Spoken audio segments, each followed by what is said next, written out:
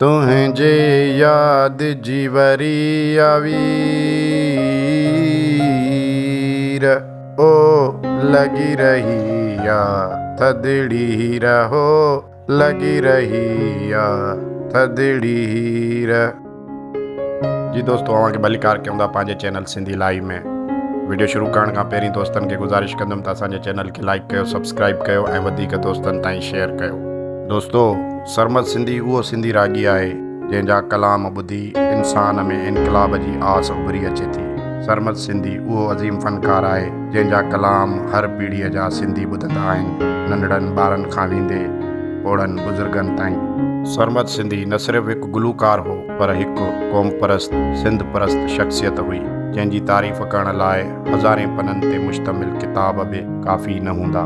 सिंध जे नाले वारे क़ौमी रागी सरमद सिंधीअ जो असुलु नालो अब्दुर्रहमान वल्द हयात अली मुग़ल हुयो। संदसि जो जनम 7 मई सन 1958 ईस्वीअ ते ज़िले ख़ैरपुर मीरस जे हिकु नंढड़े शहर प्रियालो में थियो। सरमद सिंधी मैट्रिक ताईं तालीम प्रियालो में हासिलु कई। तंहिंखां पोइ टेक्निकल कॉलेज ख़ैरपुर में दाख़िल थियो जितां 1980 में सिविल टेक्नोलॉजीअ में डिप्लोमा कयाई। 1980 में कराची डेवलपमेंट अथॉरिटीअ में सब इंजीनियर सिविल ऐं बाद में कराची बिल्डिंग कंट्रोल अथॉरिटीअ में असिस्टेंट कंट्रोलर मुक़ररु थियो ऐं ज़िंदगीअ जी आख़िर ताईं उन ई उहिदे ते रहियो। सरमद सिंधी ॻाइण जी शुरूआति कॉलेज लाइफ खां कई। ईअं ई हू पंहिंजे यारनि दोस्तनि में वेही झूंगारींदो रहंदो हो। खेसि GSN जे नारे सां मुहबत हूंदी हुई। पाण जॾहिं टेक्निकल कॉलेज में पढ़ंदो हो उन वक़्त में बि कॉलेज में थींदड़ क़ौमी प्रोग्रामनि में गीत झूंगारींदो रहंदो हो ऐं महफ़िल ते सहर तारी करे छॾींदो हो। अहिड़ीअ तरह संदसि सुरीले आवाज़ जा आलाप वॾनि महफ़िलुनि में पिणु गूंजण लॻा ऐं सॼी सिंध में थींदड़ मुख़्तलिफ़ महफ़िलुनि खे क़ौमी गीतनि सां गरमाए छॾींदो हो। इहो जनरल ज़िया वारी मार्शल जो दौरु हो ऐं सिंध में क़ौमी गीतनि खे चाह सां ॿुधो वेंदो हो। सरमद सिंधी क़ौमी काजनि में सॼी राति बि क़ौमी ऐं इनकलाबी गीत ॻाए ख़ासि करे नौजवाननि में नओं वलवलो ऐं जोश पैदा कंदो हो। जॾहिं बि हू ॻाईंदो हो त सिंधी नौजवान पिंडाल में झूमंदा हुआ। सरमद सिंधी पंहिंजे दोस्त नूर अहमद मेमण जी सलाह ते रहमान मुग़ल मां सरमद सिंधी बणियो। सरमद सिंधीअ खे रेडियो पाकिस्तान ते नाले वारे शाइर ऐं ब्रॉडकास्टर कोसर बुर्डे ऐं PTV ते समी बलोच मुतारिफ़ करायो। रेडियो पाकिस्तान हैदराबाद तां संदसि आवाज़ में पहिरियों भेरो हिकु लोली मारू ओ लोली नशर थी। टीवीअ ते संदसि आवाज़ में ॻायल पहिरियों कलाम तुंहिंजे याद जी वरी आवीर हुयो। उन खां पोइ सरमद बेशुमार अवामी गीत गज़ल वायूं ऐं सूफ़ियुनि जा कलाम स्टेज रेडियो टेलीविज़न ऐं ऑडियो वीडियो कैसेटुनि ज़रिए ॻाए पढ़ियल लिखियल तबिके खां वेंदे हिकु हारी पोरियत ताईं मञता माणी। सरमद सिंधीअ जो तालुक़ु कंहिं पेशावर गायकनि जे ख़ानदान सां कोन हो। हिन राग जी बाक़ाइदा सिख्या ॻोठ मां लाला अज़ीज़ शाहिद बज़मी ख़ान उस्ताद ज़फ़र अली ख़ान ज़हूर ख़ान ज़ेबी ऐं बेदल मसरूर खां वरिती। हिन ॻायो हमेशह अलॻि अंग ऐं रंग में। हिन जे ॻाइण जो अंदाज़ समूरनि फ़नकारनि खां मुख़्तलिफ़ हो। हिन कॾहिं बि फिल्मी तिर्ज़ुनि ते न ॻायो। हू अक्सर धुनियूं पाण कंपोज़ कंदो हो ऐं शाइरीअ जी चूंड जी महारत रखंदो हुयो। संदसि हमेशह इहा कोशिश हूंदी हुई त सिंधी मौसीक़ीअ में जिदत आणिजे। हिन हमेशह धरतीअ ते थींदड़ ॾाढ ज़ुल्म ऐं जबर जे ख़िलाफ़ पंहिंजे इनकलाबी आवाज़ वसीले जंग कई। हिन हर मौज़ूअ ते ॻायो संदसि महवर समाज ऐं धरतीअ जा सूर हुआ। हिन वटि संदसि लाशऊर ऐं ॾात जे ॾेह में हिकु अहिड़ी ख़ूबी हुई जा कलाम जे पाबंदियुनि जी मोहताज कान हुई। सरमद सिंधीअ जा वॾा असुल सख़र जा हुआ ऐं अमली तौर हिन पंहिंजो पाण पंहिंजे घर भातियुनि ऐं पंहिंजे ॿारनि खे सिंध धरतीअ जी मिटीअ सां रचाए छॾियो हो। खेसि सिंध जी धरती ॿोली ऐं तहज़ीब सां बेइंतिहा मुहबत हुई।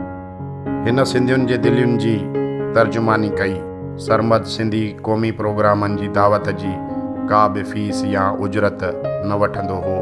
खेसि कंहिं क़ौमी प्रोग्राम जी दावत न बि मिलंदी हुई त बि फ़र्ज़ सम्झी उन काज में पाण मुरादू हलियो वेंदो हो। संदसि दोस्तनि खे चयल हूंदो हो त कंहिं बि सिंधीअ जी दावत ॾियण ते संदन अचण जी पक ॾेई छॾीनि।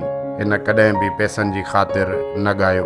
हिन शाह लतीफ़ समेत शेख अयाज़ उस्ताद बुखारी सरकश सिंधी, अयाज गुल, अदल सूमरो, जाहिद शेख, ताजल बेवस, ज़ख्मी चांडियो, नज़र प्यासी, समी बलोच, कोसर बुरड़ो, डॉक्टर मुश्ताक फुल ऐं ॿियनि शाइरनि जो कलाम ॻाए संदन पैगाम खे झरझंग ताईं पहुचायो।